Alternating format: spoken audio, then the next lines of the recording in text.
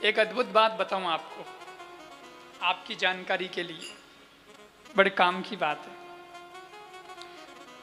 कोई भी व्यक्ति जब मर जाता है,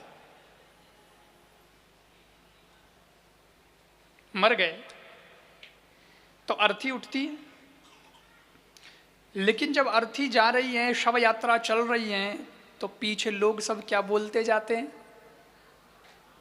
राम नाम। सबको ही पता है, ठीक है, राम नाम सत्य है। अब देखो, बहुत साइंटिफिक बात है। राम नाम सत्य है, राम नाम, बार बार राम नाम आता है। ये राम का नाम क्यों उसको सुनाया जा रहा है? लोग तो कहते वो तो मर गया, जिंदा था तब सुनाया नहीं, मरने के बाद सुनाया जा रहा है राम राम। तो जब वो मर ही गया है तो फिर क्यों सुनाया जा रहा है?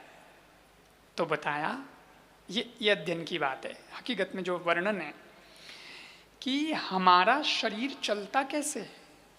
प्राण से चलता है। प्राण, अपान, उदान, व्यान, समान, धनंजय, 5 मुख्य प्राण हैं, 5 उप प्राण, ऐसे करके टोटल 10 प्राण होते हैं। और ये तो थोड़ा विषय बहुत गहरा है, ये वेदांत का विषय है तो बहुत प्यारा, बहुत रसीला, लेकिन मैं उस विषय में अभी नहीं जाऊंगा। जब कभी, पर इतना समझ लो इशारे में, कि जब कभी हम बीमार होते हैं तो हम बीमार क्यों होते हैं? हम कमजोर महसूस करते हैं बीमार जब हो जाते हैं, आज नहीं भैया अब शक्ति न थोड़ी, तब वो कौन सी चीज है जो हमारे अंदर बीमार हो रही? बताओ, हाथ की साइज कम हो गई क्या बीमार होने से? नहीं हुई।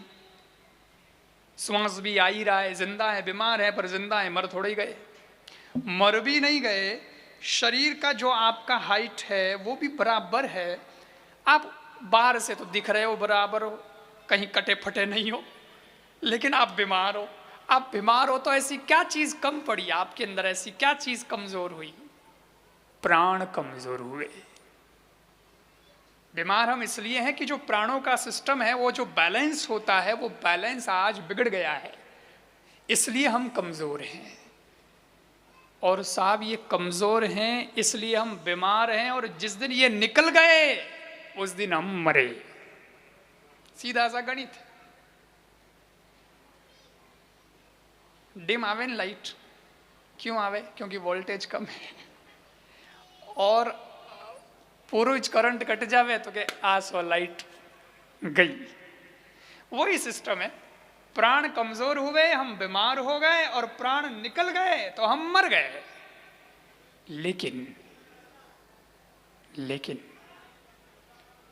ये जो प्राण, अपान, उदान, व्यान, समान, जितने भी प्रकार के प्राण हैं, इन प्राणों में एक प्राण ऐसा है जो व्यक्ति के मर जाने के बाद भी शरीर में रहता है। वो काम तो नहीं कर पा रहा, क्योंकि बाकी जितने सपोर्टर थे उसके सब छोड़ के निकल गए, इसलिए वो कुछ कर तो नहीं पाएगा। लेकिन फिर भी एक प्राण ऐसा है जो उसके शरीर के अंदर अभी भी है, और वो है धनंजय नाम का प्राण। अब होता क्या है कि उस व्यक्ति को लेकर के गए, उसको श्मशान में ले आए, उसका शरीर चिता पे रख दिया है, अब उसको जलाने की तैयारी हो रही है। ऐसे समय में जब जला रहे होते हैं, तब वो प्राण को लगता है कि अब इस शरीर में रहने की जगह बचेगी नहीं, तो फिर वो प्राण निकलता है, फिर छोड़ता है लास्ट में।